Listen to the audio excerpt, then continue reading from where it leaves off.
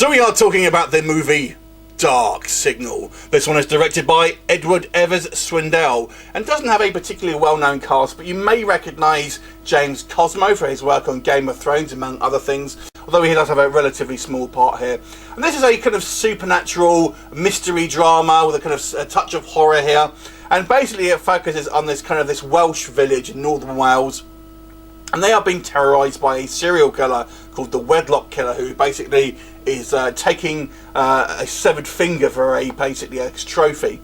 And this story here has two storylines that kind of run side by side and obviously converge at the end. On one hand, we have this kind of this group in a radio station, basically, which I felt was by far the strongest story. And basically, they're having their kind of the last night in this kind of radio station, and they inadvertently contact some kind of spirits. The DJ Laurie Wolf is played by, I'm going to butcher this name, Siwan Morris, and I thought she was really good. She was very good in the role. She's ever so expressive in her face. I have to say she looks a little bit like Katy Perry, I thought, but I thought her performance was fantastic. It's very fun, very energetic, and she emotes fantastically. And the kind of the sound engineer there that she has kind of working with her as well. I quite liked his kind of arc in the story as well, and they're also joined by this kind of psychic. And basically in that storyline, they sort of contact this spirit through the kind of the airwaves, who is warning them of impending doom. But then we have the second storyline where it basically focuses on this woman who is played by, and this name I definitely will butcher, Joanna Igna-Kołecka. She's Polish, can't pronounce that name.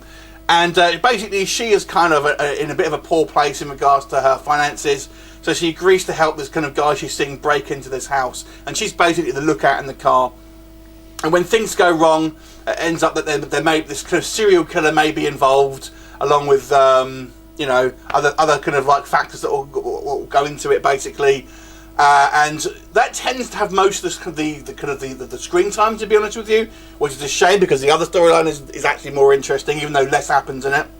But the problem with this one is that the main actress, is not a great actor. So much so because obviously when she's acting against like James Cosmos, and we see the other actress as well who's playing the DJ, is so much better than her. Her line delivery, this Joanna, is just really, really, really poor. And I'm surprised that the kind of the direction here didn't really change anything, to be honest with you, because it's so jarring. The other problem with that storyline as well, that to me, and then there is a twist in this ending, and I do understand the twist before anyone says anything, and I quite like the twist, but there are certain aspects that to me don't make sense, and certain things that are not particularly well explained, and I feel that it kind of falls down because of that.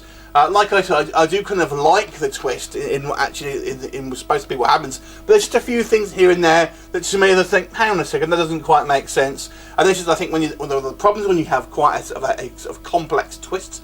Some things, you know, they can kind of maybe slip past you and don't necessarily make sense. Which is a shame because I feel this movie does have some good elements, but it ends up being sort of quite generic. Even though, like I said, there are some clever elements in there. There are a couple of jump scares. I didn't think the makeup was all that particularly fantastic on the ghost. It wasn't bad, but it wasn't anything special. The climax of this film I thought was terrible. There's a confrontation at the end of this film which was a joke. I've got to be honest with you. It was ridiculous the way that played out. Very silly. Very Ellen Ripley, but it's just not happening with this one. That's all I'll say. So unfortunately, although definitely there are some good elements, particularly in the kind of the radio station segments, that to me was all pretty good. But the other storyline, the main storyline, really unfortunately was quite poor. I mean, I will say this on a positive. I do feel it looks professionally made. I feel the shot composition and the lighting, all of that kind of stuff, on a technical level was all very good, but unfortunately for me there were some problems with the acting and there's some problems with the plotting as well. So for me, I'm going to give this movie a 4.5 out of 10. Have you seen it? What did you think of it? Leave me a comment and I'll look forward to seeing you next time. Bye for now.